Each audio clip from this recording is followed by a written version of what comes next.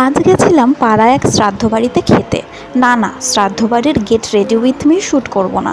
আর তোমরা যদি কেউ অনেকে কমেন্ট করতে পারো যে শ্রাদ্ধ বাড়িতে গিয়ে ঘটা করে খেয়ে সেটাকে আবার ভিডিও করে আমাদেরকে দেখাচ্ছ, এই কেন গো দেখাবো না? তোমাদের শ্রাদ্ধ বাড়িতে খেতে গেলে তোমরা তো খাও না, কি তোমরা খাও না?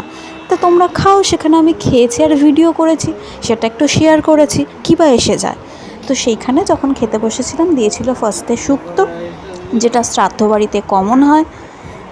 তারপরে দিয়েছিল ডাল, গাঢ় করে ডাল ছিল, আর আলু পোস্ত ভাজা, আর সাথে ছিল বেগুনি। গরম গরম ভাতে ডাল দিয়ে বেগুনিটা বেশ ভালোই লাগছিল। তারপরে চলে এলো চিকেন। আমি 2 পিসে চিকেন নিয়েছিলাম। চিকেনটা ঝাল ঝাল যেমন হয় সেরকম ভালোই হয়েছিল। তারপরে আমি চাটনি পাঁপড় খাই না বলে মায়ের পাত থেকে এই ভিডিওটা করলাম। তারপরে মিষ্টিটাও না মুডের উপর ডিপেন্ড করে, একটা ইচ্ছা হলো তাই রসগোল্লা নিলাম।